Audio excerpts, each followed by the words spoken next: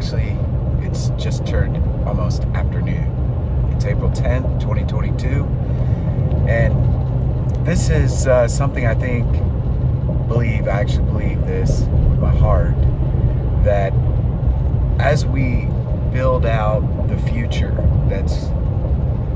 first it's the exposing of evil, which we've been under all these lies for so many decades, if not hundreds of years, and we establish truth again, justice in the court system again, honesty in politics,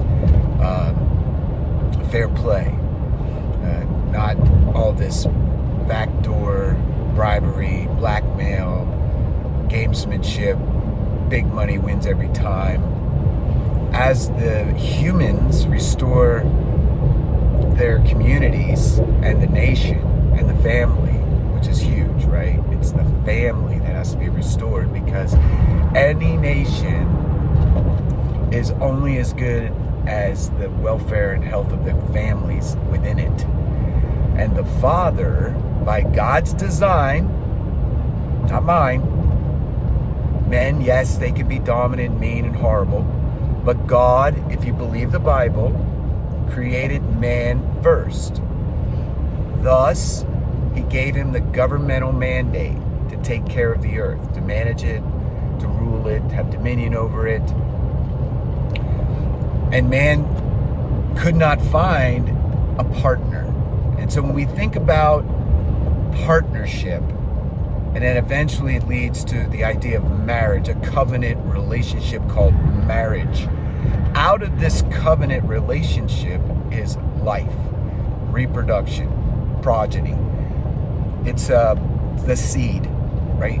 Everything is about the seed, which is built around what? Marriage, covenant, honesty, integrity, a forever bond of love that a man should show for his wife and a wife for the husband. So that has to be restored again in America for our nation to be healthy.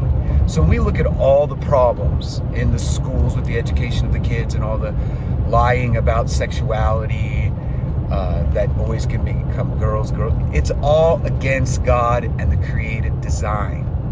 So we can emphatically state that, but we do not hold in derision or contempt those poor people that have fallen prey to the lie.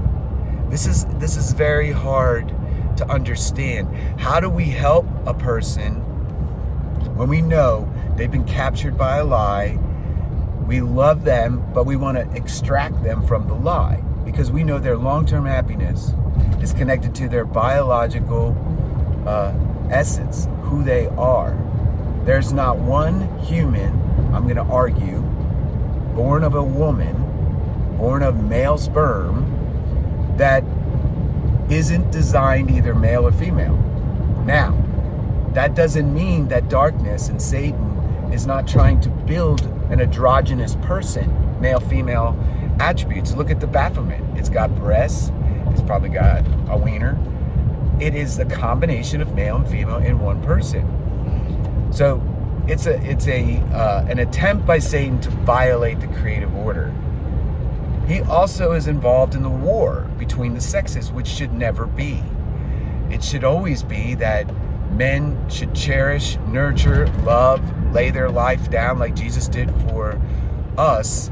That's the model of agape love that has been set forth in God, in his sending forth his son, who died to save his bride, the wife, died to save Israel, which technically would be called the wife of Jehovah.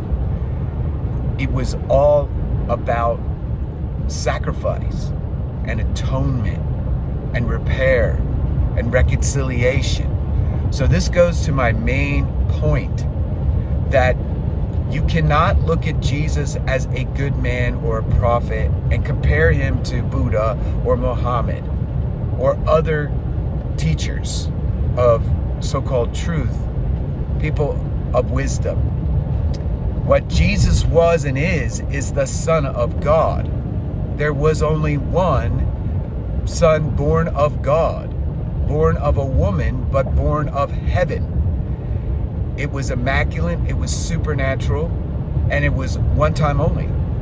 Now, why did he have to be born that way, and why did he come and lower himself to the state of a man, the second Adam, was to do something. What was that something?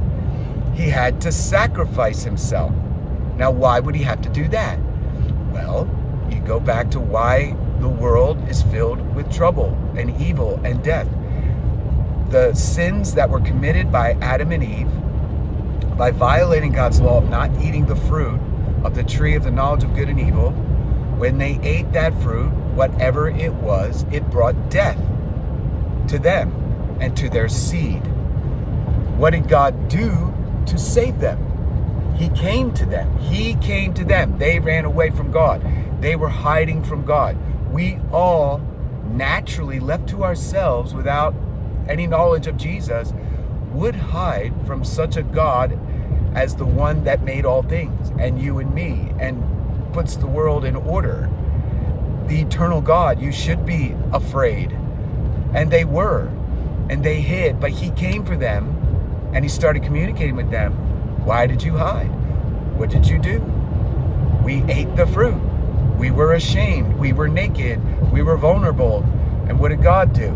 God took something, we'll call it a lamb, and he slayed, killed, caused blood to be shed, and he clothed Adam and Eve so that they could have fellowship with him again. But they were barred from the Garden of Eden, that perfect place that they were built to inhabit forever. So everybody wants the Garden of Eden. There is not a real human being, if they could see or feel or experience or transport it into such a place. Think about it. People go to Hawaii. People go to a very unique, gorgeous place, perfect temperature and all that, for a reason. And they say, wow, this is almost perfect. This is perfect. No mosquitoes, no this, no that. It's like perfect weather, perfect temperature, 75 degrees, whatever that is, low humidity, breeze, warmth, the sun, and they feel close to God. That's a little taste of the Garden of Eden. But imagine if you never had to work. Imagine you never had to punch a time clock, or go to sleep, or pull a weed, or deal with a cut hand because you hurt yourself doing something with a tool, or go to the doctor, or hear a news report about a death, or a child abduction, or a war, or an earthquake, or a hurricane. All you heard was good, great, awesome, beautiful truth. Well, that's what we all want. No human shouldn't want that. But how do we get there? That's the point of this conversation. How do we get back to the Garden of Eden? Well, the tree of the knowledge of good and evil was called a tree. What did Jesus come and die on when he was lifted up? He was literally lifted up on an olive tree. It could have been an actual tree, not a built cross. And we can't argue that. But the point is, it represented a tree. Our salvation, we had to go back to where it all fell apart, a tree, and their bloodshed of a perfect lamb, bloodshed of one and only perfect lamb that ever lived, had to happen in history for God to continue to show mercy to humanity and not wipe it out. Because we don't deserve to have heaven. We don't deserve to have nirvana or peace forever with God, or any kind of love, any kind of peace, any kind of honesty and integrity, any kind of good government. Because natively we are born in our sins. We are all like sheep that have gone astray.